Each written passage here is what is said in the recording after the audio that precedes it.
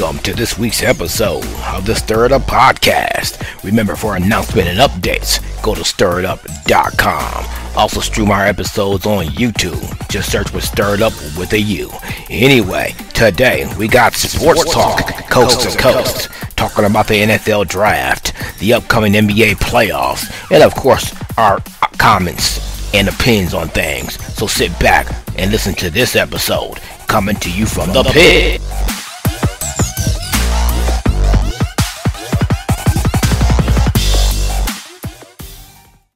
Alright, welcome to the Stir It Up Podcast. Looks like we starting out with an old segment, which is called Sports Talk with OJ. Since nobody else is here. That's a classic one. Y'all don't know about that unless you listened to us back in, what was that, 2019? Something like that, yeah. Had to go old school. So, gotta talk about the draft, some NBA stuff. Go back over here, fade this out. So in your opinion, who came out best in the draft? It's a lot of teams I thought I did pretty good. I mean, Miami comes to mind. I think Cincinnati had a good draft for what they were trying to do. San Francisco, you know, they took a lot of moxie, I guess, to take that quarterback that hasn't been proven. But I guess that just shows that they do have faith in Jimmy G. He just got to stay healthy. So, now, what round did they take that quarterback in? He was the third pick in the first round. Oh yeah, that's right. I don't know. I think they're rolling the dice on that one. Because, in a sense, he ain't proven, but at the same time, you take somebody that high, you know how the NFL rolls today. You get taken in the first round, especially in the top 5, you're supposed to play now. Yeah, that's true.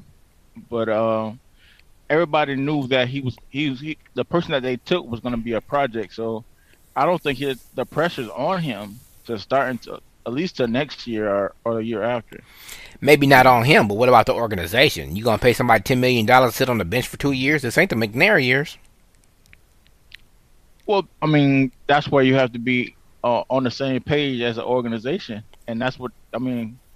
That's the person they chose, so they know that they're having faith in Jimmy G, that he's their quarterback at least for this year and maybe next year. It just depends on Trey Lance, how fast he picks up the playbook. I mean, he could play as soon as like maybe week 8. You know, if he's catching on pretty fast.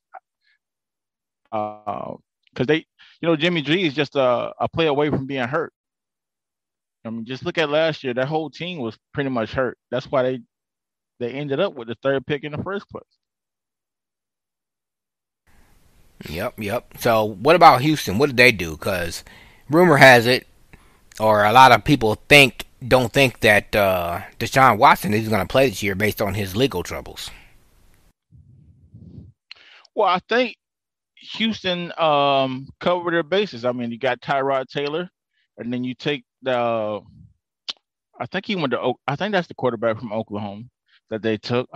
Don't quote me on that, but I mean, they took a guy that's also NFL ready, in case Tyrod Taylor doesn't pan out or Deshaun Watson doesn't play this year. So I think they'll be okay as far as the quarterback of the team goes. But they had a lot of holes on that team.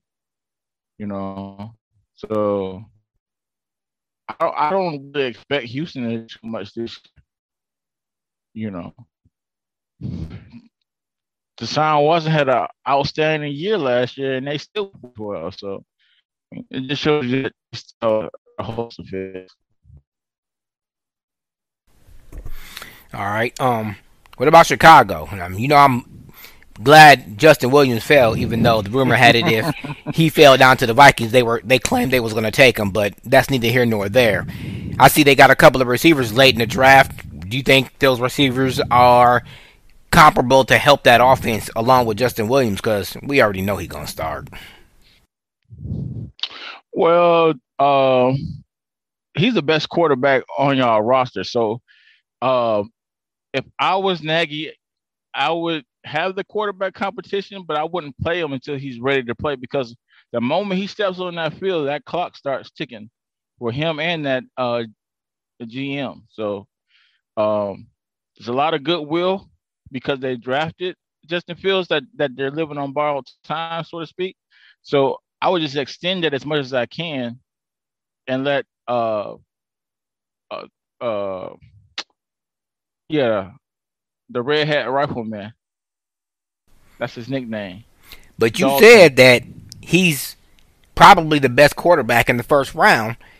He just had a lot of bad rep because of certain things, but even the number one draft pick never beat him when they played because he was hurt in the championship game that he would have played in. So, not putting you out there, I'm just saying. I mean, that's a statement that you did say. I still think he's better than the uh the Jaguars quarterback. I still say that.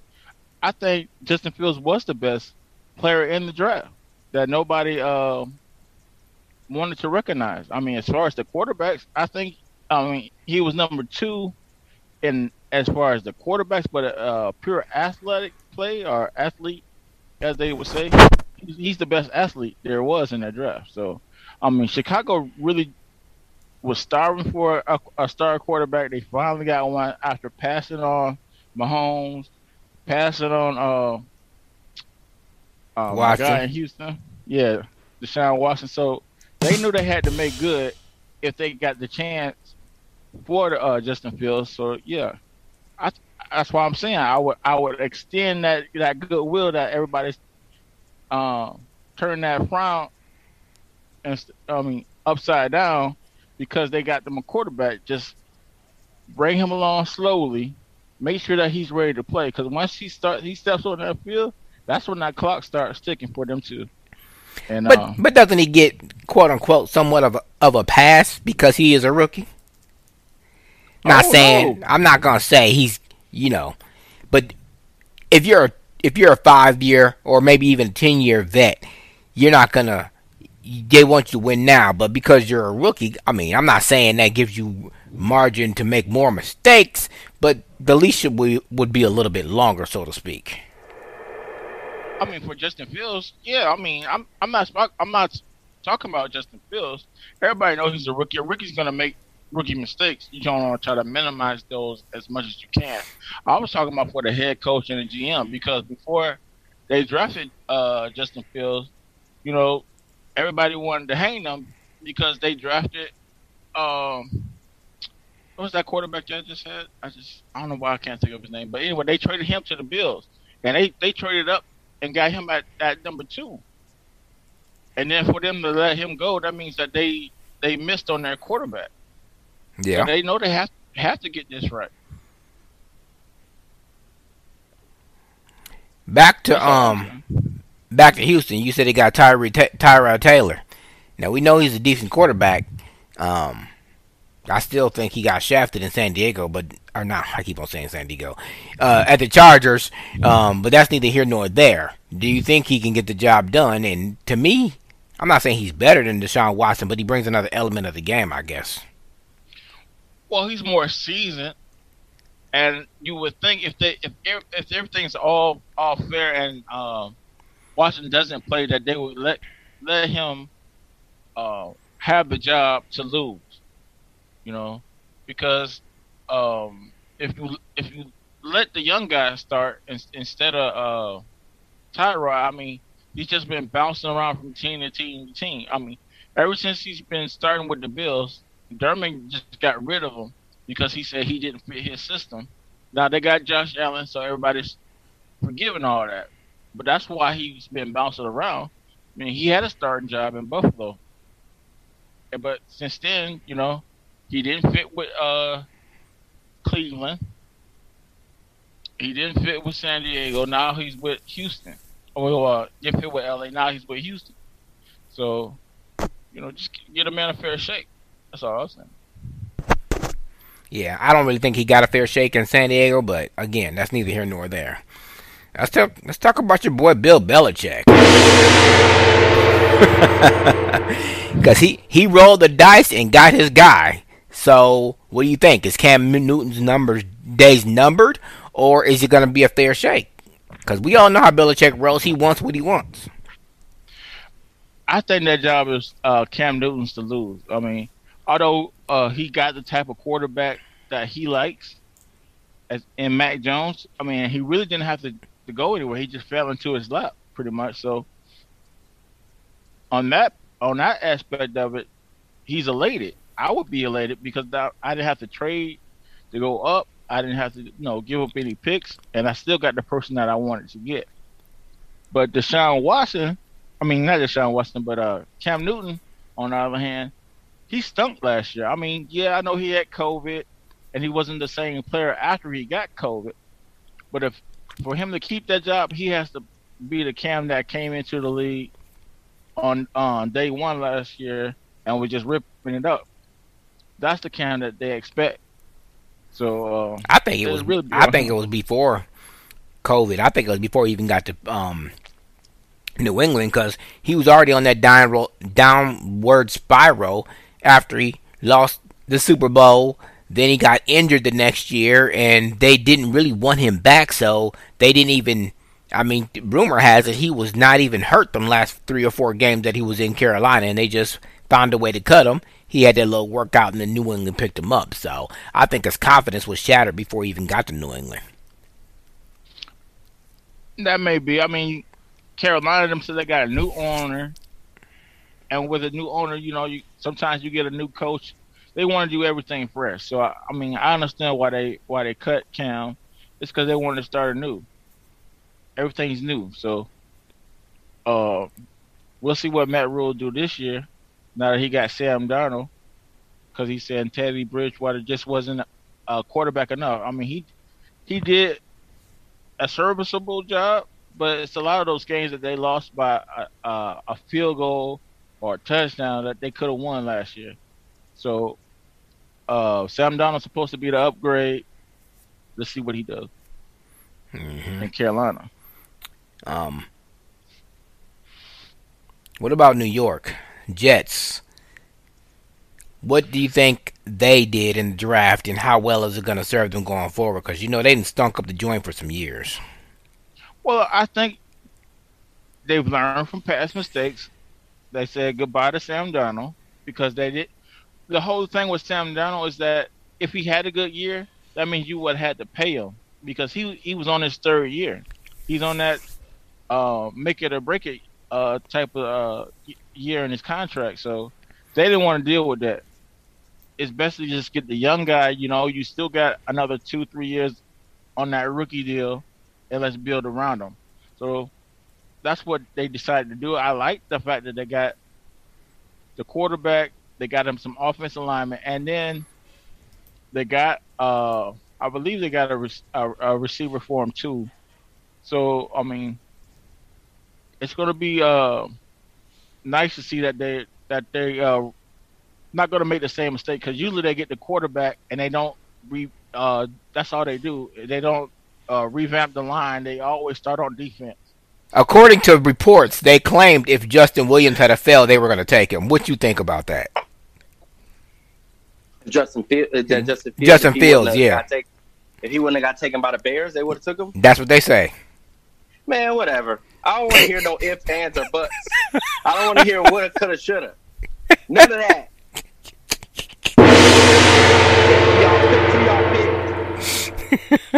And you know what? We haven't had. I mean, Teddy Bridgewater wasn't a bad quarterback. He just got hurt.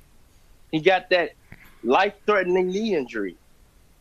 So, we haven't. Even though it's been a long time since we drafted. Before him, it was that one dude from Florida that was really bad. OJ. Forget his name. But anyways, he sucked. And he's riding the coattails of Adrian Peterson the whole time. So, anyways, That's I feel like they should have just traded up and got them, because now we looking at what Christian Ponder was the name. That was his name, Christian Ponder. We crafted Christian Ponder, then we drafted Teddy Bridgewater years later because we had quarterbacks in between. But we haven't necessarily drafted terribly, so they should have just picked. They should have just, traded up and got them. We had never had any. I don't think we've had any good luck with just picking. What's the last time that y'all actually had? What's the last time y'all had an actual consistent good quarterback for 3-4 years at a time? I mean, y'all have had a lot of Teddy Bridgewater. That was Teddy Bridgewater and Christian Ponder for a little while, but Christian Ponder he sucked, and we knew he sucked.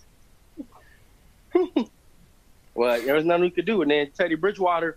That was his last year that he got hurt. It was supposed to be his breakout year, and he got hurt. So back to you, OJ. Dallas made a few moves. What would you give their analysis on what they did? And they're still favored to win the East, which ain't saying much anyway. But before I address that, let me go back to my brother-in-law right there, because he's forgetting that Christian Ponder before Dante Culpepper. That was no, when he Leslie, wasn't. That's when Leslie Frazier was the coach. Yeah, he wasn't before Dante Culpepper. It was Dante Culpepper, and then it was Brett Favre, and then it was Christian Ponder. Christian Ponder got drafted within that era, the Brett Favre era. I believe he was a rookie, and then he still wasn't ready, so we got Donovan McNabb.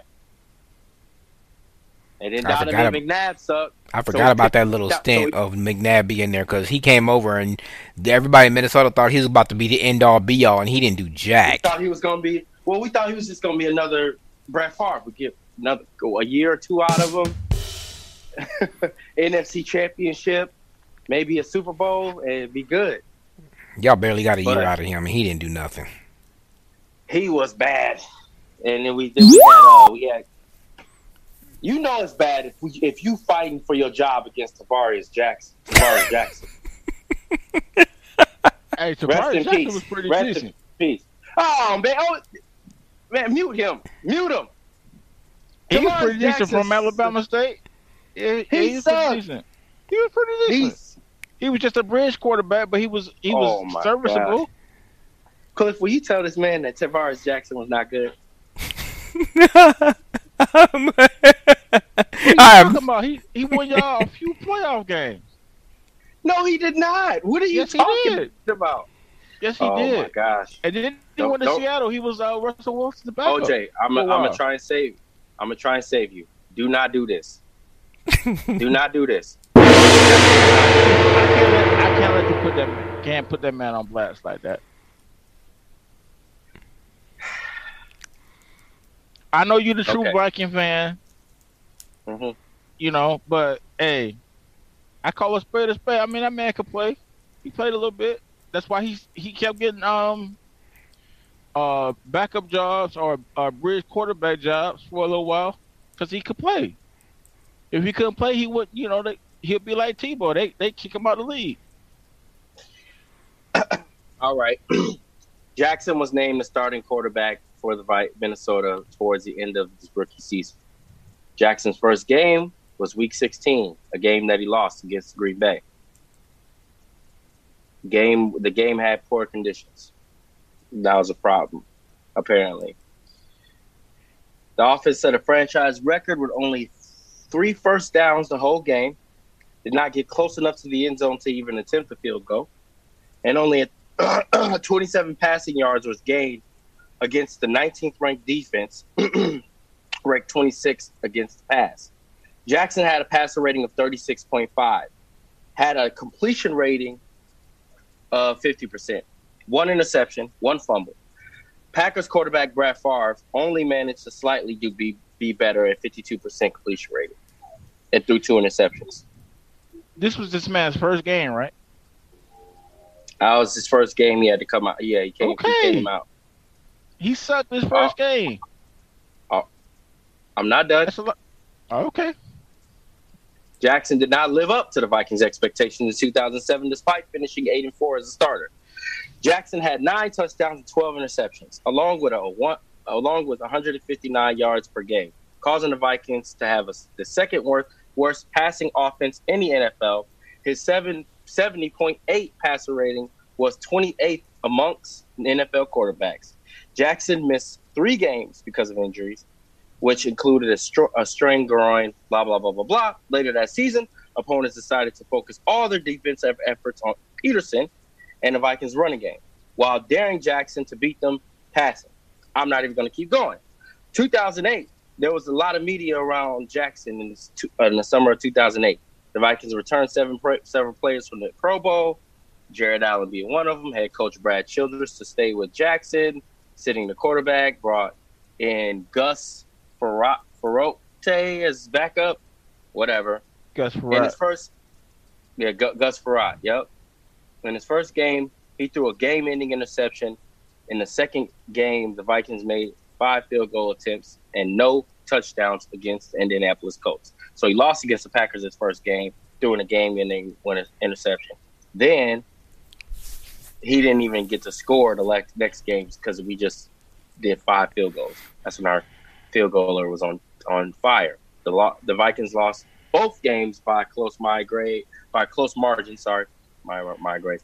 Jackson's 68.4 passer rating ranked him 26th among the NFL. So 28th, then 26th. And in 2009, he moved on. Now, Cliff, don't say anything, OJ. Told him not to do it. Cliff, does that sound like a good quarterback to you? No.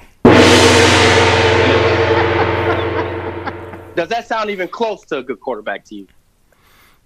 I didn't say he was good. I said he did a decent job. Cliff, what He did good enough to win. The Vikings was a run first team anyway.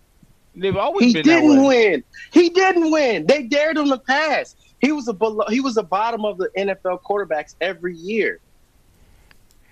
He didn't even do a decent job. Sorry, decent OJ. Job is like middle of the pack.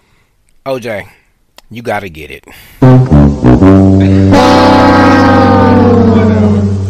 His quarterback rating was 78.5. His completion rating was 59%. That's up there with Tim Tebow. All I'm saying is that he was a bridge quarterback. That's what he do. You know, we about to hold it right there because Quail just brought us into the next question. Why in the heck is Jacksonville considering signing Tim Tebow? I don't care if he's gonna be playing tight end. This dude ain't played football in like 4 years. He was a quarterback when he left. Did he play tight end in high school or something? I mean, just because he was an NFL player, you think he just transitioned? I mean, what's the deal here? They always wanted him to play tight end. Remember? So when he first came into the league, they thought he couldn't throw the ball. I still don't think he can wanted throw him the to ball. play tight end. I think he's now. When you talk about okay quarterbacks, he did okay. OJ, you talking about him? He won a playoff game.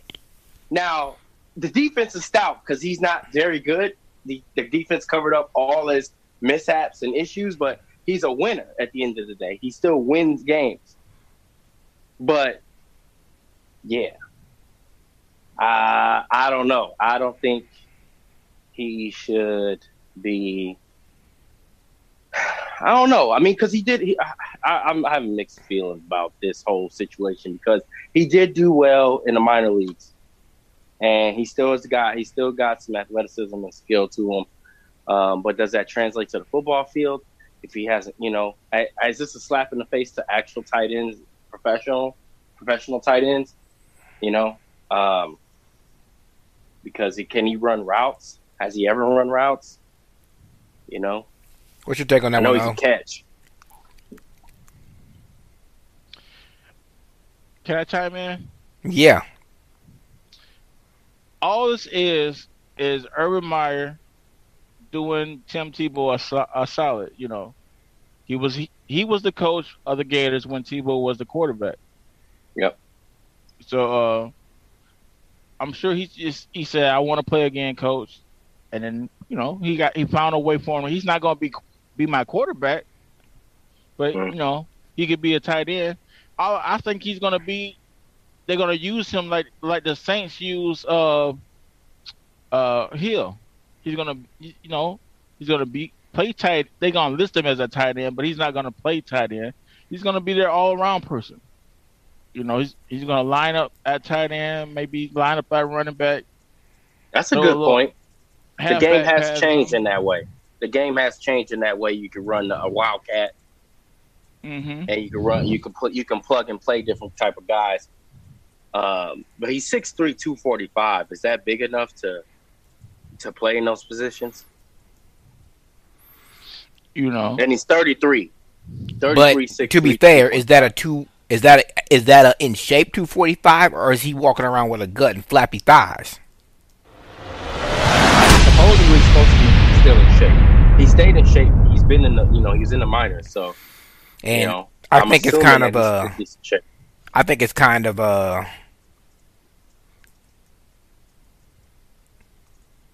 I'm looking for the right words. I think it's kind of a discredit to Tyson Hill to compare him to Tim Tebow. He's younger, and I think he's more athletic than Tim Tebow is. True, but I'm saying that's what I'm thinking. Urban Meyer has in mind for him, because for him to play the lineup at tight end, he's never played tight end. It's been 6 years since he even stepped on a football field. So I don't really think he's gonna be there at tight end. I think he's just gonna be a slash type player for them. All right.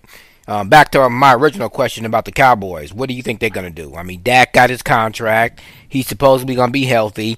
Jerry Jones made a few smart moves in the draft. Winning the East is not even a question. If they don't win the East, then they don't deserve to be in the league. But what do you think about what the Cowboys have put together? I heard they got a few people on the offensive line. Well, I want to thank the Atlanta Falcons for helping Jerry Jones make up his mind, because I'm telling you, if that tight end had been there, he would have took that tight end against his better judgment.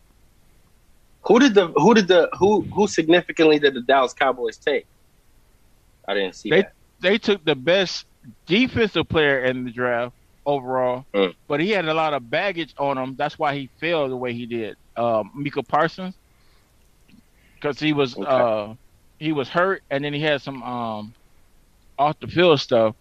That's what kind of made him fall. But if he comes back in shape and is ready to play, they got to steal, because you pitch him with the other tight end from Notre Dame. What's his name? Jalen something. I forgot his last name. But both of those guys are athletic. Now the Wolf Hunter, I just think he's done. I really do. But they still got him too. But wouldn't you want to beef up? Go ahead. I was gonna say, we already showed you what you can do with two athletic linebackers. That's on the same page with the Bucks. Why we already got to go back there? You always got to give the Bucks credit for something, don't you? Hey, when you got a captain like Levante David, and then you got a youngster that's just eating up everything he's showing them, and now he's a Leon Lion and Devin White. I mean, that does wonders for your defense, because your defensive line know, if I can't get to the quarterback, at least I can open up this hole, and that linebacker is going to be there. Or likewise, that secondary know that if I mess up on a coverage, that linebacker is going to be there to help me bail me out. So it's once you got two good linebackers like that can cover and rush the pass, that's ideal for a defense. That's all I mean about that. As the Dallas Cowboys, why wouldn't you beef up the line? Because that was their goat down there. That's the reason why they've been so successful, or they were successful in the past, by having stout offensive line, and they lost a lot of guys. So why wouldn't you? They addressed the offensive line in the later rounds, like Cliff said. They got 2 offensive linemen, but I'm not really putting too much pressure on them because I got Pro Bowlers on that offensive line that's supposed to come back healthy, and if they come back healthy the way I'm thinking they're gonna come back, I don't really have to worry about the offense. It's the defensive side of the ball that lost me the football game. The offense kept me in the game. The defense found ways for me to lose. So I got to revamp that defense, and that's what they did. I mean, yeah, it seemed like the teams that came up short. Well, the Cowboys just whatever. But anyways, Kansas City, they got a whole new offensive line. I know they got some good people, but it's going to be interesting to me to see how they gel together by the beginning of the season, based on the fact that the offensive line was not the reason they lost the Super Bowl. The reason they lost the Super Bowl is because Andy Reid didn't have a backup plan, didn't adjust his plan accordingly, and bottom line, receivers was dropping balls. Because I'm telling you right now, if I'm Patrick Mahomes, I'm on the plane choke slamming fools for dropping passes. I'm telling you right now, because if they had caught a couple of those passes, the game would have been closer. You know what I'm saying? Right. Yeah. So, but the thing about the Cowboys, I will say this though: the only good person that they drafted was Michael Parsons from Penn State. But I mean, he's got them off the field issues too. Like you look at his past. But yeah, I think that's what OJ was talking about. That's what Jerry Jones does. I mean, look at Randy Gregory, right? Yeah. Look at him. Where's he at now? Hey. Jerry Jones, character flawed people. You know what I mean? Yeah, I mean, but if you got the ability to play, that's what he's looking at. Can you put that to the side and play for me? But anyway. And for the most part, it's worked out for him. Yeah, seems to be. All this milk came to play.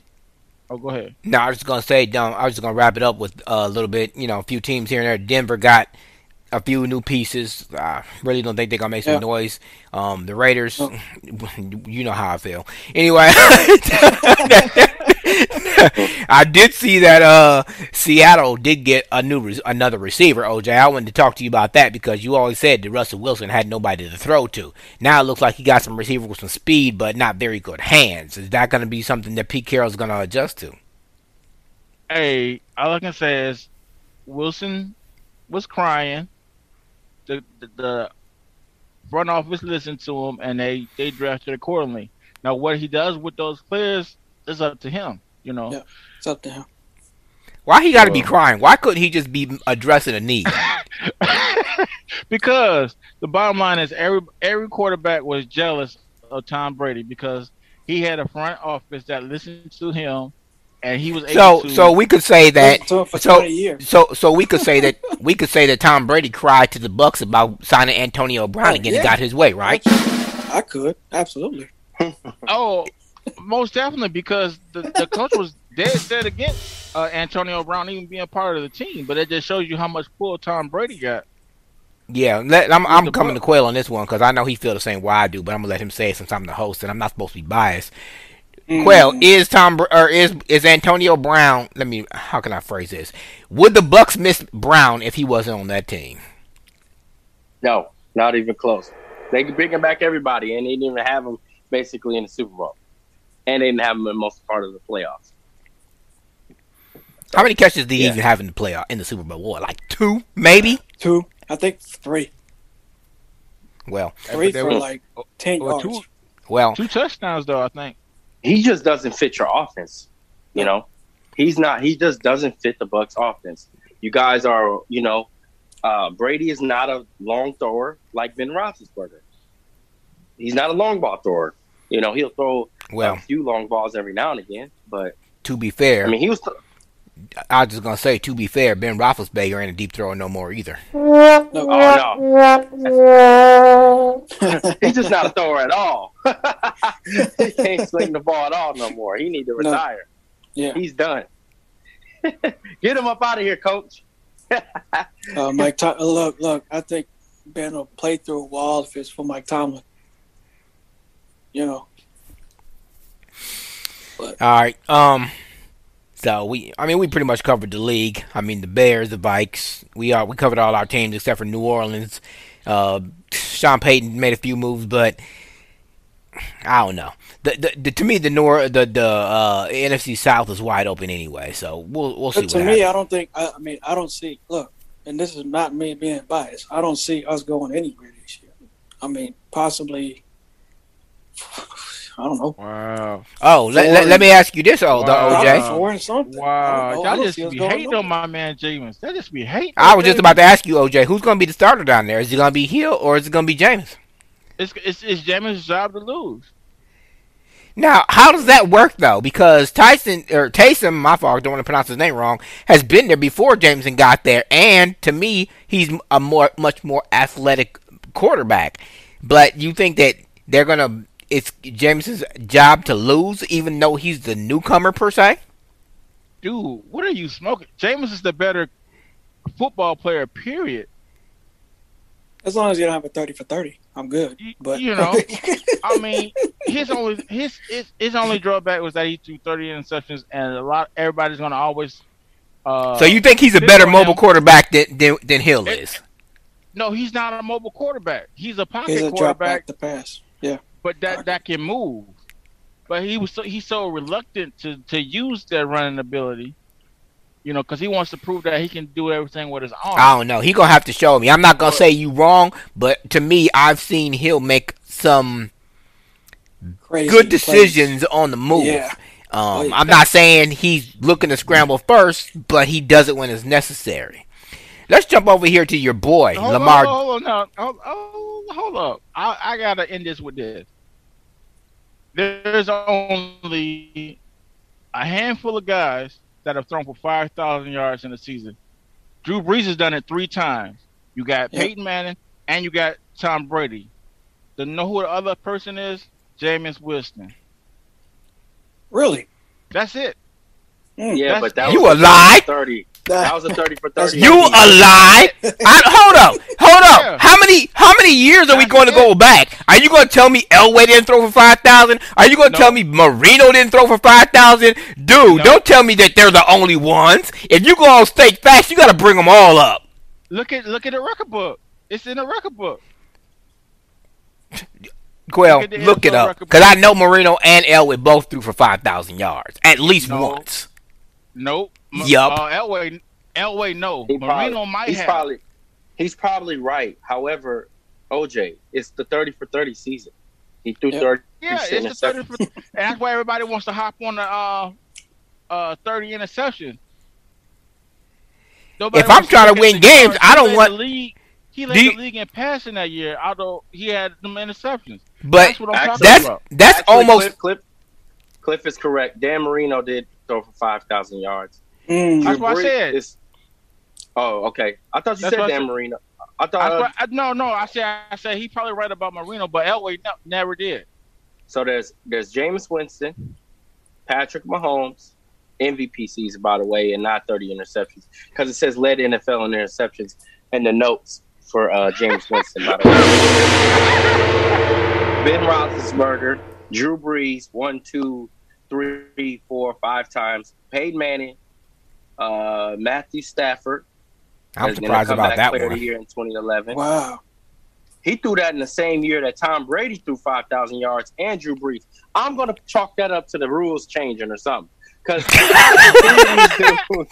so for 5,000, Drew Brees threw for 5,400 yards that year. Not just 5,000, 5,400 yards. But let's not forget, bro. He had Marcus Colston and everybody else who can jump up and get that ball. You know, so offensive player of the year that year. I mean, it really doesn't matter what you got. I mean, you can't water down a 5,000 yard season. I don't care if you're throwing I can't even think of no bad receivers right now, but you know, kill Harry. But oh yeah, Roethlisberger did it as early as soon as 2018 too. He did it back in 2018. And so Elway is not on that list. I'm actually not surprised. But I knew Marino was on that No. list because he was actually one of the first ones to do it in the 80s. Yep, 1984. Then the next one was Drew Brees in 2008. Dang, that big of a Then, gap? That's 20-something years. Goodness. Mm-hmm. so it was 84, 08, 2011, 12, 13. And then the next time was 16. Yeah, I'm going to have to 18, agree with you, Quell. and The then rules changed in 2011 for Brady, of course. That's why everybody else was doing 5,000 yards after that. 19.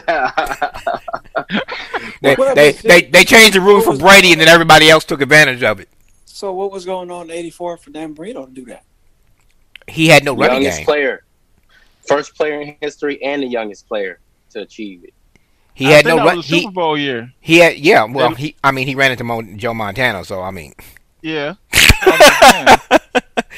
So, He but took no, the Dolphins to the Super Bowl. but yeah, the bottom line is, Eric, he had no running game, so he had no choice but to compensate. But he had great receivers like people. Yeah, you're not old enough to know this, but OJ know who I'm talking about. Mark Duper, Mark Clayton. Who I forgot who his slot receiver was, but he had receivers that could go get it and had speed.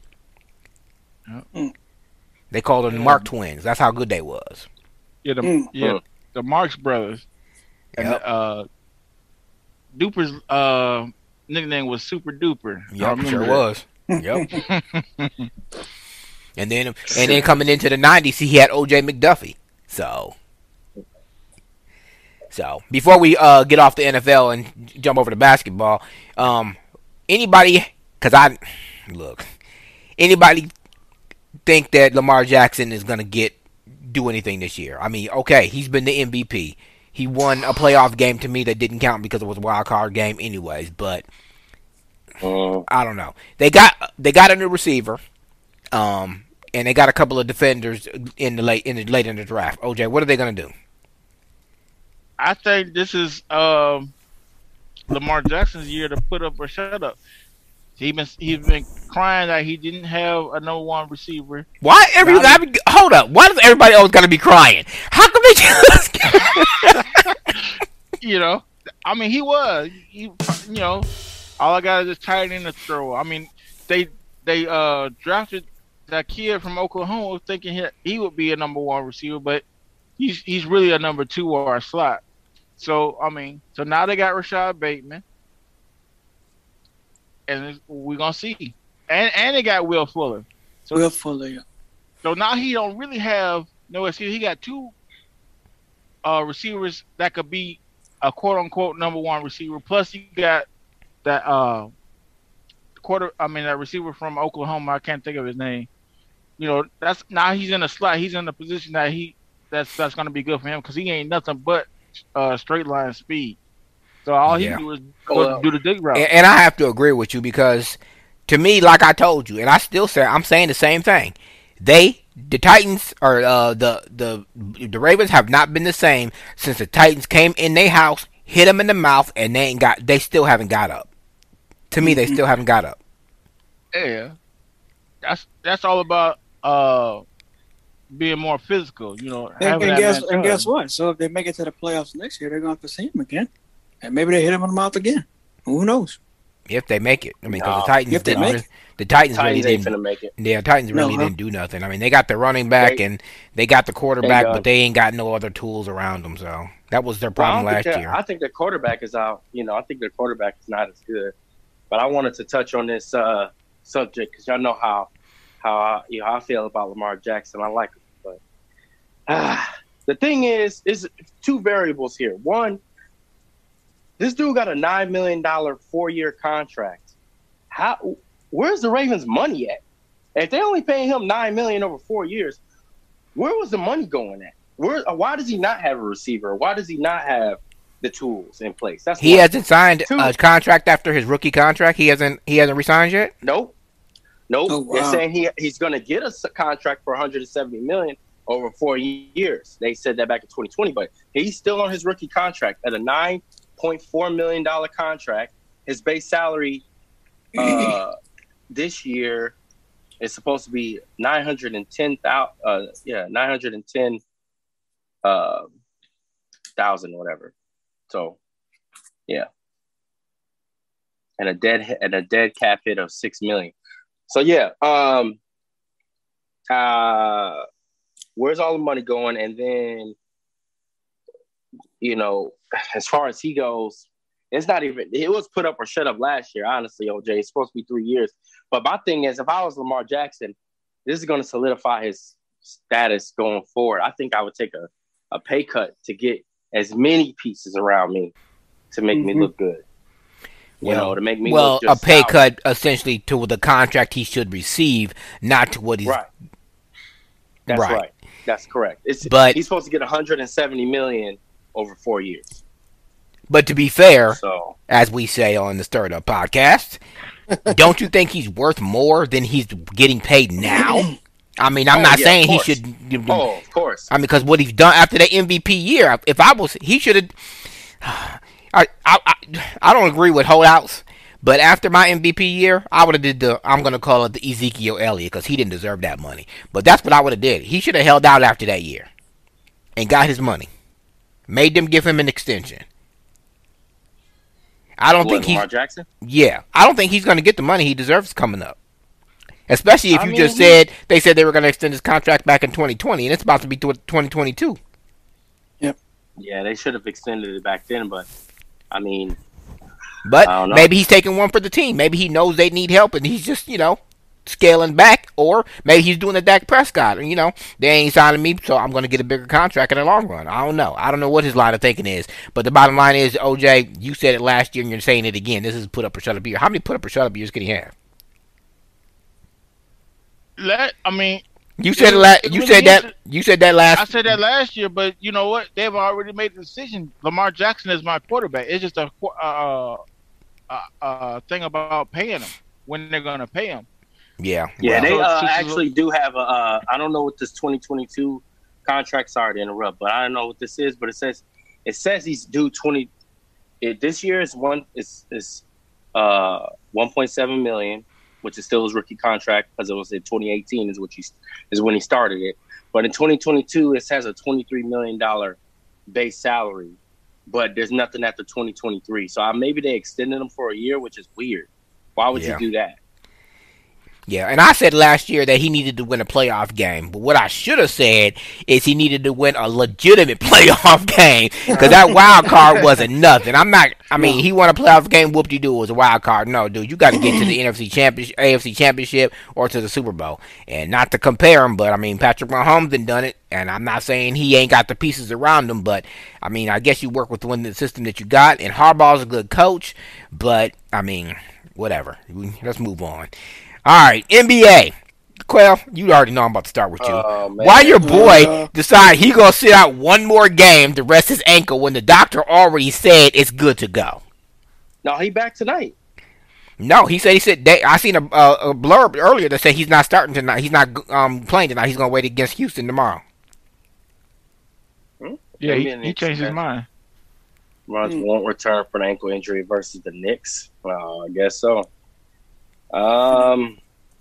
Knicks got the same record as the Lakers. Let me look at. My goodness. But the Knicks are balling this year. Don't.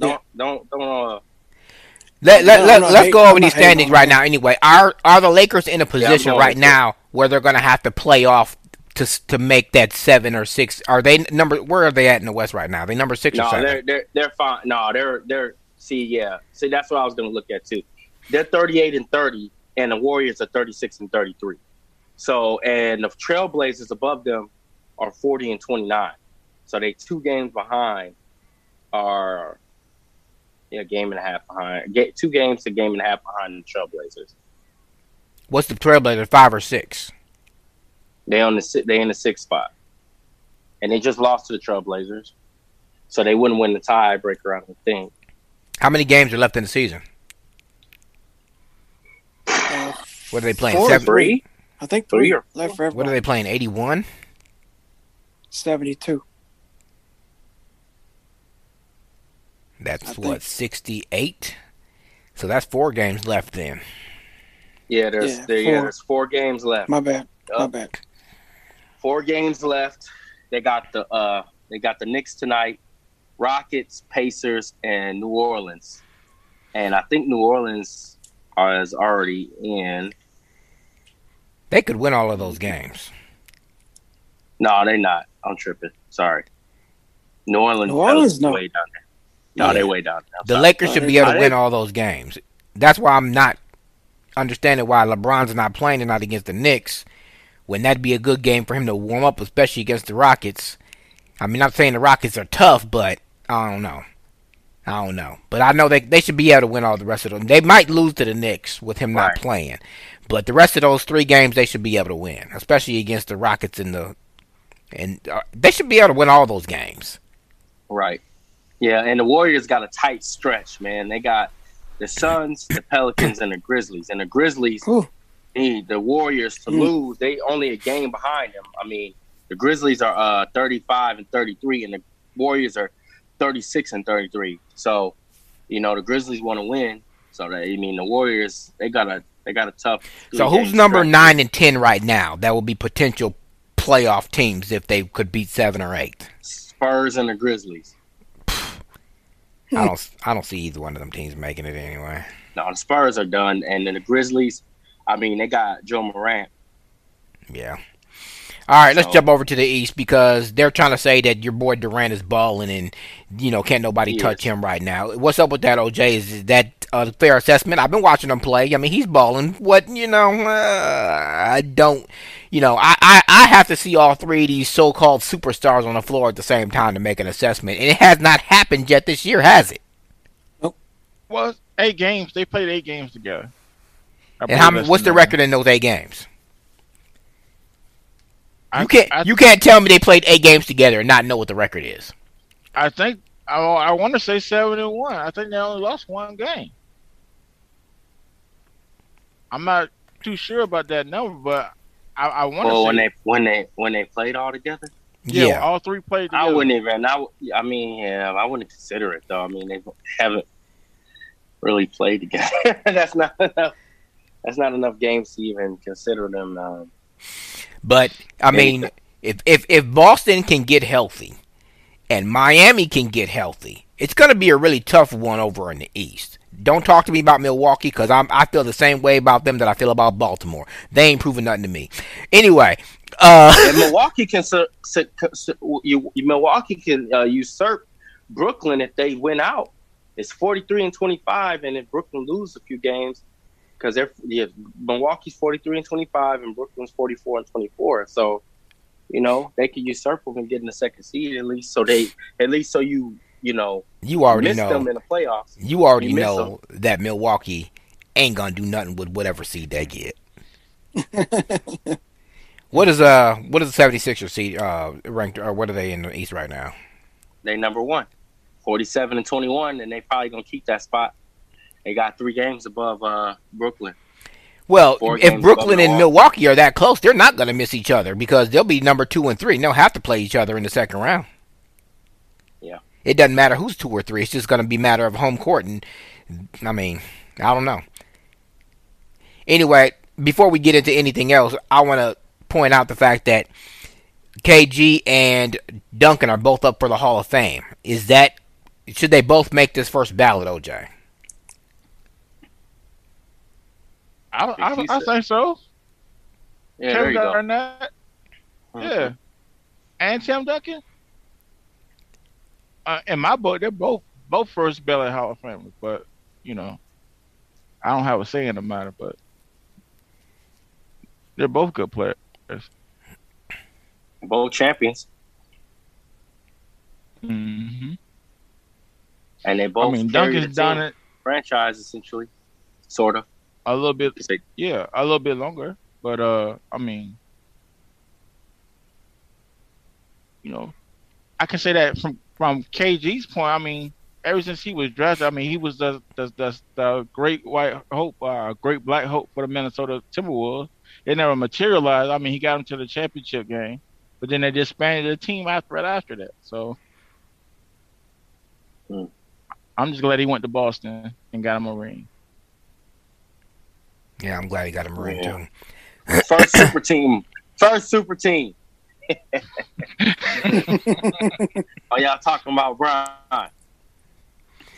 Now, Yeah, but that wasn't a super team that called each other up on three-way and say, "You look, y'all, we gonna hold out, they probably and we did. all gonna go to the same team." No, KD got traded, Ray Allen got traded, and Pierce was already there.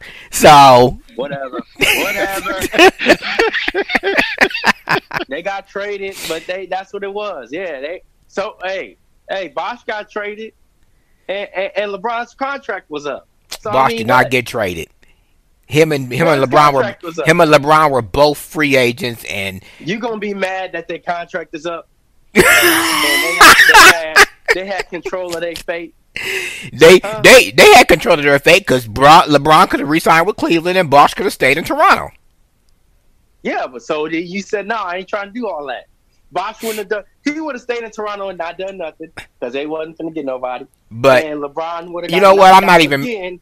At the time, I was mad about it, but at the same time, I wasn't because number one, I've been a Dwayne Wade fan since he was at Marquette. I mean, all day, every day. But the other reason why I wasn't mad is because Dallas let them boys know if y'all gonna win, you gonna come to get it. So they won that first title. Man, hey, that Dallas team was stacked. Get out of here. That was a real super team. Hey, wasn't Jason Kidd on that team? He was. Yeah, they had Jason Kidd, Tyson Chandler. Yeah. They had that. What's that snipe? That dude that 3-point shooting dude that's real short. Dirk Nowitzki? No, Nowitzki wasn't on that team. Oh. Dirk Nowitzki was on that team. Yeah, he was. Dirk Nowitzki was on that team. Oh, yep, you're right. He sure was. He was. But that's not the. What was that one dude? That small forward. What was his name? Terry. What was his name? Jason Terry. Yeah, Jason Terry. Was on that team too. Yep. Yeah. Jason Terry was on that team too. I'm trying to man. Look. They was, but at the same time, y'all had Wade, Bosh, LeBron, and a whole bunch of fill-ins. There was no bitch. That's what y'all problem is for giving LeBron and Bosh all that money. Now, LeBron was worth that money, but Bosh never was. I can't let you say that because Chris Bosh had to learn how to. You can let me say that because he was good up in Toronto because he was the only person on the team. When he was number 3 or 4, it showed that he wasn't smack. No, it just showed that he learned he had to play his role. Oh, Jack. He was a rebound man. Quit making excuses on this. Quit making excuses on this show. We live streaming. Don't let nobody message me. Rodman was balling when in Detroit. But Rodman had another role. All I gotta do is rebound. Jordan and Pippen got all the scoring. And Chris Bosh didn't do nothing. So when you take a back seat, you just don't score and don't do nothing because he wasn't even playing defense. He was the rebound man. Please, he wasn't getting 20. He wasn't getting 15 rebounds a night. I can't let you sell my man Chris Bosh short like man. Look, I'm not saying he wasn't a good player. He just wasn't a player worth that much money is what I'm saying. I didn't say he wasn't good. I'm saying he wasn't worth as much as they gave him. Well, look, he can't help it. He got health issues. Look. That had nothing to do with when he got first signed. I'm finna name this super team that y'all say that ain't no super team. They got Dirk Nowitzki, Sasha Pelovich, Jason Terry, Peja Stojakovic, Tyson Chandler, JJ Barea. That's what I was thinking about, the 3-point shooter. I've never really considered Tyson Chandler a great player. He might have been decent, but he wasn't great. He didn't need to do nothing on that team. All he needed to do was grab rebounds. Well, technically, that's all he really had to do because you had people like Jason Terry, Dirk Nowitzki, and Jason Kidd scoring all the points. So. Mm-hmm. And you had Peja, but he was on the down year. He was done. And Jason Terry, and JJ Barea, and Corey Brewer was good them years. Wasn't and Caron Butler. And who was the coach that year? That wasn't Van Gundy, was it? Rick Carlisle. Oh, okay. Figures. Rick Carlisle, the old Supersonics coach. Mm-hmm. No, that wasn't. No. That was Carl. What's his name? That wasn't Rick Carlisle. That was Carl. Carl Malone. Not Carl. I'm not thinking of Carl Malone. But I know you're talking about the one that he coached Denver. Yeah. When Yeah. Anthony was there. Yep. So, but yeah, I mean, there's been some super teams, but quote unquote, the Bosh, Wade, and LeBron they called that a super team because of the way they came together. So, but anyway, back. So, Quail, do you consider Harden, Kyrie, and Durant a super team? Yep. Sort of. Yes. And when they all healthy. Mhm. Yep. All right. Well, let's make. They are a very super duper team. Anyway, all right. Let me ask y'all this: is Russell Westbrook breaking Oscar Robinson's record a big deal? Yes. I would say so. You know when Oscar Robertson set that record? That's all fine and good, but like Quell said about Brady, we're gonna call it the Brady rule change.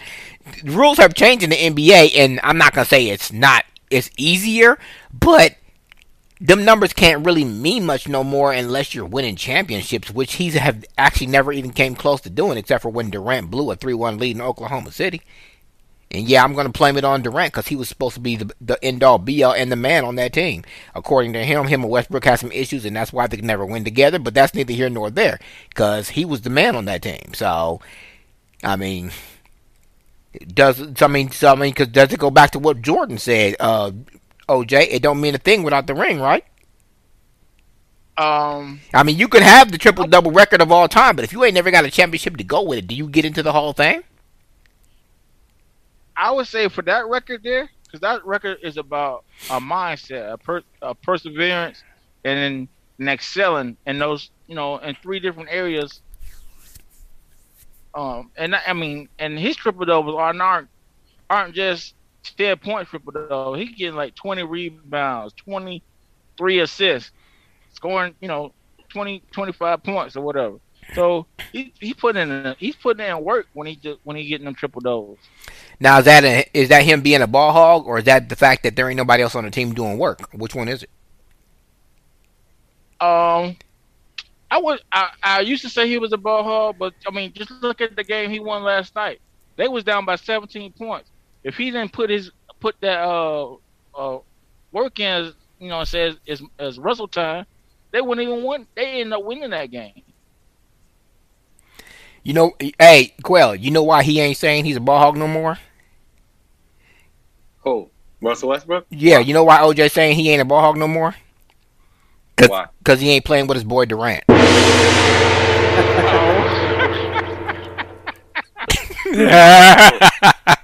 I'm not saying that. I'm just saying that he's learning that now that he's of age, he's learning what he's good at. No, I'm not going to give you 30 every night. But I can make sure that everybody on my team excel, and that's all Durant wanted him to feature everybody on the team, not just this is my show, because that's what happened. That's why Durant left, because Durant could be hot. I don't think it was ever an issue of him realizing that he had to get everybody involved, but I guess there can't be 2 alphas, and they're both 2 alphas. There's not enough balls to go around between them 2, per se, and they were both always trying to be the hero. That's what I think happened. If they came together now, they probably could do it because they've both matured a little bit. Even though Durant got a couple of rings the cheap way, but that's neither here nor there in a matter of opinion. So, but yeah, come on. I mean, yeah. Could the Celtics? I mean, could wouldn't the Golden State Warriors win the championship without Durant? Yes, they proved that they could do that. They went back to back. They lost one and won one. But the question is, can Durant win without them? And we'll see this year. I don't think he can. I think there's too much fire. I think there's too much firepower in the East. And like me and Quell alluded to, them 3 have not played together enough for us to even know what they can do. Teams like Philadelphia, Miami, Boston, even Milwaukee have played together all year, so they, their chemistry is there. But you know why they got so much pressure on them? They got multiple MVPs, and you got a dude that's won an NBA championship in Kyrie. So that's three players that know how to win and have won on the highest level, and you put them all on the same team at the same time. Knowing how to should win be. and playing together as a unit is two totally different things. Because 8 games out of 72, that's not even a third. That's not even. I don't even know what the percentage is on that, but it's probably less than 2%. But Yeah. they better get it together quick because they only got 4 games to get ready. And teams is going to be gunning for them. And oh my goodness, we haven't even alluded to this. Am I seeing this right? The New York Knicks is going to make the playoffs? Yeah, because my boy Randall has been balling. Julius Randall has been balling, man. They in the 4th spot. They ain't gonna make the play. They in it. They can drop all their games. They could drop all their games. Who's the coach over there? Thibodeau. Oh God, please! I'm about to get him as much. No, it's Julius Randle that's been killing it. Thibodeau had nothing to do with that. I ain't even watching any of their games to see if they playing defense because that's what Thibodeau was known for. So we'll see. I don't know. He couldn't do that up in Minnesota. I mean, anyway, all right. Let's wrap this up. Make some picks. All right, who you got in the East, Eric? Who's going to be your top 2? Who's going to be playing for the NBA Eastern Conference Championship? Boston, Philly. Dang, the Nets or Milwaukee don't even get no love. OJ. Nope. I already know one of your picks is going to be the Heat. He said Boston and Philly. Yep. I'm gonna say Philly for sure because Joel Embiid has shown me a little bit. I just want him to keep it up. That's because he wants you to shut up about him coming up small. To be fair, the only reason that Philly didn't go to that Eastern Conference is because of that lucky shot by Kawhi. Yeah. Now, they was going, right? Yeah, they would have went. They would have went. Because Milwaukee wouldn't have beat them. I don't know. Yeah. Milwaukee didn't prove the last 2 years that they ain't beating nobody in the finals. Mm-hmm. Yeah, maybe they would have beat them 2 games, and then Philly would have came back and swept them after that. That's what happened with Toronto. All right, Quail, who you got? Shut down Giannis. Wow. I don't know. The East is tough. The East is tough this year. I think I'm gonna be a sellout and just do Philly and Brooklyn because I don't think Milwaukee. I think everybody got the blueprint on Milwaukee, Miami. I think they're too young to get it together in the playoffs. I don't think Jimmy Butler's gonna get them together again this year. Plus, he's been talking stuff about him a little bit. He do that on every team he go to. He did the same thing up here in Minnesota. All right, maybe Atlanta will be okay to do it, but New York ain't ready yet. They too young. Boston, they too far down, and so is Charlotte. I think they both, Boston just ain't got it this year, and Charlotte just they too young, and Indiana and Washington, no. Russell Westbrook has proven that he can't win a playoff game really, and Indiana's, I haven't heard them make much noise. I'm going to have to agree with, as much as I hate to, I'm going to have to agree with Quail and go with Philly and the Nets. I don't think they're going to get it together enough to come out of the East because I think Philly, they'd already beat them twice this year. So, I mean, who knows? But Milwaukee, no, that's the Baltimore Ravens of the NBA. Boston, they hurt too much, and I don't know if they're even going to get their stuff because I haven't seen Jaylen Brown and Jason Tatum on the court at the same time for the last 2 weeks. So yeah, I haven't even heard about Miami. They'd be okay if they was healthy, but it's proven that Oladipo is not about to get a new contract this year. Oh goodness, he would have been a great addition to that team if he could have been healthy. But yeah, I'm gonna go with Philly and the Nets. As much as I hate that team, I don't like Durant. I mean, I like Durant as a player, but I don't know. Kyrie, y'all already know how I feel about him. Harden, I think it was. I can't say say it how I want to, but he punked out in Houston. That's how I'll put it. Waiting for the season to start and saying he wanted out. I mean, these owners really need to stop letting these players dictate what they're going to do. But at the same time, I guess I can get why the owner pulled the trigger on it so he could get something for him, which to me, I don't really think he got anything. But, I mean, did the Nets give some draft picks or something? I don't remember. I mean, I don't know. Did the Nets get draft picks for who? No, did Houston get draft picks for Harden? Yeah, they did. They got a bunch. Okay. All right. Let's go over to the West and remind us who's the top 4 teams because I don't even know. It's Utah,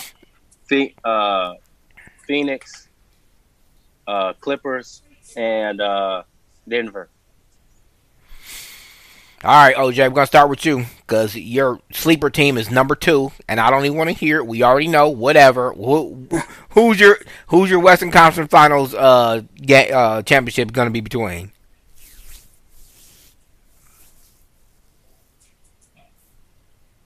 OJ. Did we lose him? I'm not even in that window, so I don't even know. Let me go look. I'm on my phone. Let me see. He's still on. No, he's still there. OJ, you there? Yeah. I said, y'all would think that I was gonna pick Phoenix, but I still think they're a little wet behind the ears, so I don't expect them to go as far as the second round. And I'm predicting the Lakers.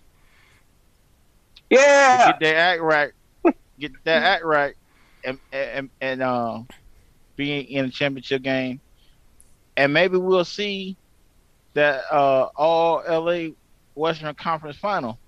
But I think Utah might have something to say about that, so I'm gonna say Utah and the Lakers. All right, Quail. We already know you're gonna pick the Lakers because you think they, whatever. I gotta ride out on the Lakers. I gotta ride out with the Lakers. Plus, Golden State ain't gonna do nothing. Phoenix, like you said, too young. But yeah, I got to go with the Lakers. It's now the second team is the hardest now because Utah's guard, what's his name? Donovan Mitchell. Danielle Marshall. Donovan Mitchell. He's hurt. Oh yeah, Mitchell. Yeah. Danielle Marshall. I haven't heard that name in years. Yeah. So it'd be Donovan Mitchell. I would pick the Jazz, but I think it's gonna be. Is he out for the season, or he just got a? He just got an injury, but I feel like it's going to be a lingering type of one.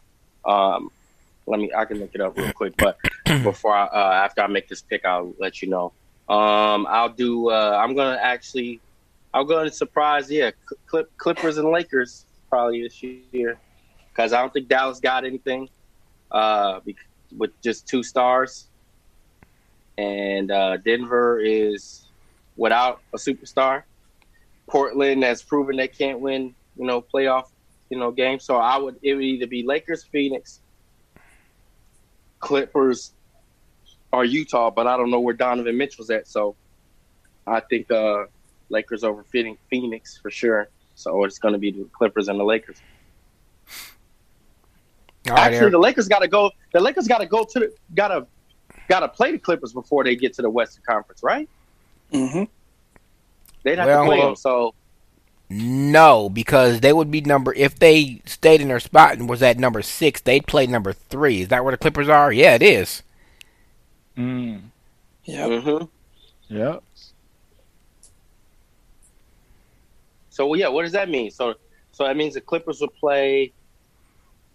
Phoenix. Clippers would play... Phoenix, yep. If they beat the Lakers, that is, because the Lakers are a scary team because... They have not been healthy for the last month or so, maybe a little more than that. So we really don't know how good they are because LeBron's been out. They've made a few additions. Schroeder's been balling. Anthony Davis came back, and they got Drummond or whatever his name is. I forgot Jordan, whatever that center. So Yeah, you're right, Andre Drummond. No. The Clippers would have to run. So if the Lakers beat Phoenix, they'd have to play the Clippers next, right? If the Clippers beat Portland. but the Clippers would have to play. Is the Clippers number 2 or 3? They're 3. They play in Portland. So if they beat Portland and the Lakers play Phoenix, 2 and 7 play. Okay, that's right. And then they would have to play the Clippers, and then they'd have to play the winner out of Utah, Denver, and Dallas, because I don't think Memphis or the Spurs are going to beat any of those teams. Yeah. Yeah, but then Anthony Davis back though. Yeah. Anthony Davis is back. Yeah, he scored 42 the other night and won. Yeah. And then he got out and went and played Grand Theft Auto. He posted it on Twitter. All right, Eric, who you got in the West? Top 2 teams. Lakers, Jazz. Lakers, Jazz. Yep. I ain't mad at that pick. I'm going opposite of all y'all. I'm going with the way that it looks right now. I'm going Jazz Phoenix. Ooh.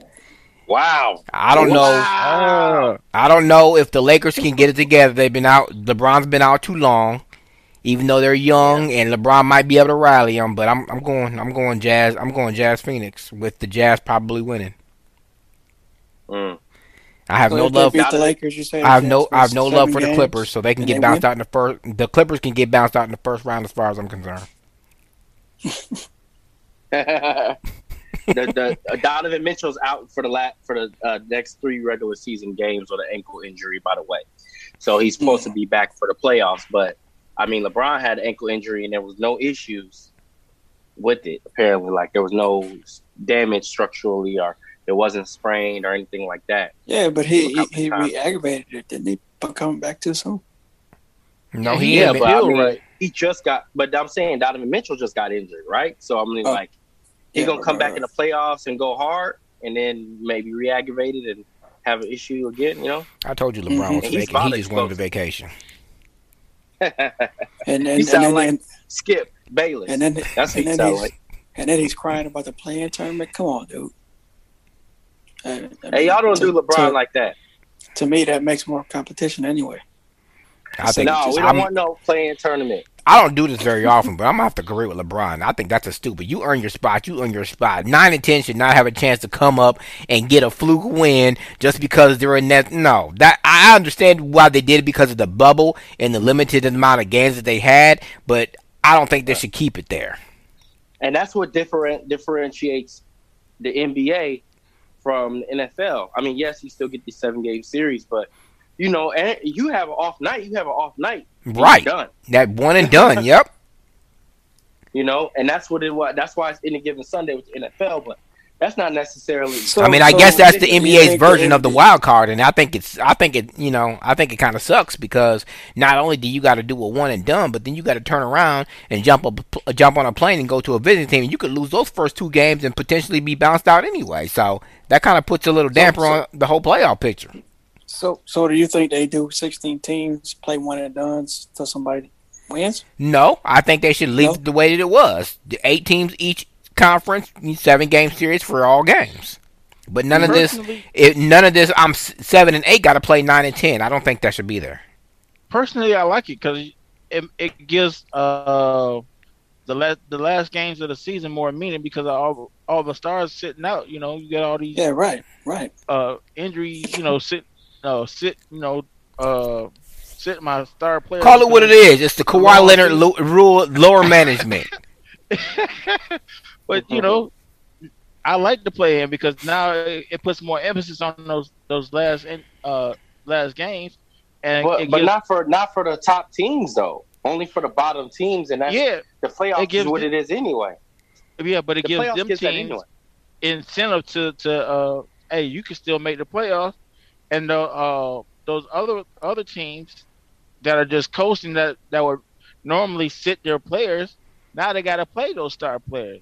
You see what I'm saying? I see that point. And maybe it shouldn't be 7 and 8. Maybe it should be 6, 7 and 8. Maybe number 11 should be able to come up too. Yep. Hey, I'm just saying, make it more interesting. Yep. Yep. I don't know. I just feel like, yeah. Then what's the point of the regular season though? Yeah, you get these games, but like you can still, I don't know. You Yeah, can coast but still. I guess I could see the. I mean, it sucks if you have off night, like what they say, any given Sunday.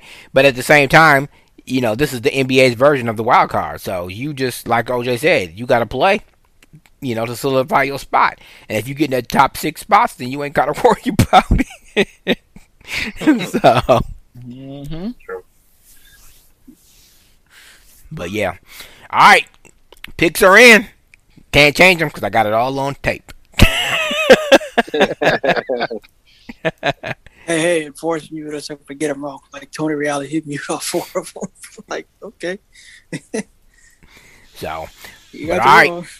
Well, there's actually going to be 3 podcasts rolled into one because I didn't edit the other 2. I'm just going to roll them all, edit, and put little segment separators, whatever. All right, but we on. Actually, we on. Y'all know we on Twitter and all that, but we actually on the Stirred Up Live channel on what is it? What is it? YouTube, right? No, I don't do that one. I do it, but Zemo is what it's called, Zeno. So I mean, we're actually streaming live on there.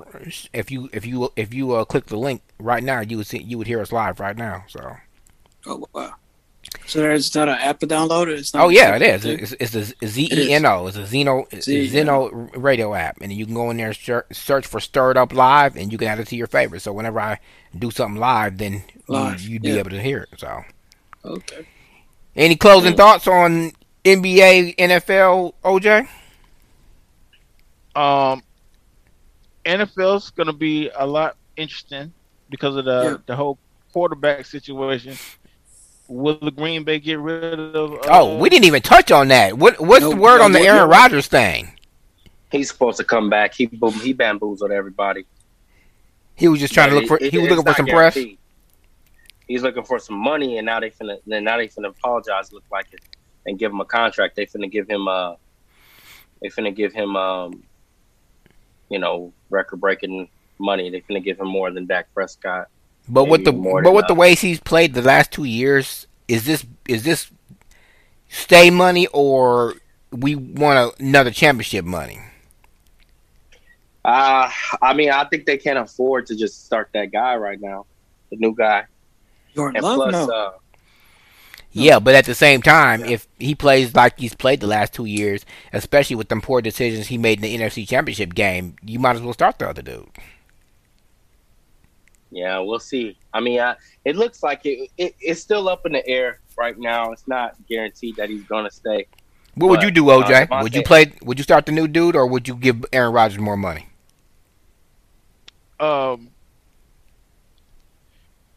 Here's the thing: I would extend him, but I only want to extend him for another year because I made the decision already to replace him. So he's not gonna do that though. He's not gonna do that. So if he's not gonna do that, then good riddance. It's time for the new guy. Yeah, it's time for the new guy. He's saying, look, you want 4 years, and it looks like the Green Bay Packers have offered him that deal. I think a 4-year max contract, I believe. But dude, he's like 33, right? 34. But you know what they're saying by giving him that extension like that, they're saying that they made a mistake. They're saying they made a mistake. He's 37. 37. So he trying to do the Tom Brady and play till he's 41. I guess. Why we always got to bring Tom Brady into this? Anyway. But I'm saying by them extending that contract, that means he's gonna be playing throughout Jordan Love's contract. They're gonna end up trading Jordan Love. Yep. If that's what they're gonna. All right, last thing, OJ, because you didn't even bring them up in the championship conference or conversation that we have about NBA. Is your Heat not where they was last year, or did the bubble just give them that distinct advantage because they don't have to worry about playing in front of crowds or on the road? I think last year was the perfect scenario for a young team like that. I mean, there was really no home court. They didn't have to travel. They just had to come and play basketball. And now, I think the immaturity of the team is showing a little bit. But if they can come together, if Jimmy Butler can galvanize them again, I mean, we got a team of 3-point shooters, man. What about speaking of your boy Jimmy Butler? What is this? I mean, this is the third team he didn't came to where he got something to say about the way that they ain't playing. I mean, that's got to be leaving a bad taste in. I mean, it left a bad taste in Minnesota and Philly's mouth. That's why he ain't there no more. But I mean, he got a contract with Miami, so I mean, it's not something that you should do with people that you got to rely on night in and night out. The thing about Minnesota and Philly, all those were grown players, so to speak. They all knew what it took to win. Down here, we're a young team, so you need to galvanize. You need somebody to be that focal point to show the young guys how to what you mean by having a winning attitude, and so that works for us. It might not have worked in Philly and Minnesota for that reason. All right, I think we covered everything. If we missed anything, hey, y'all know how to get a hold of us. Thanks for listening to the Stir It Up Podcast.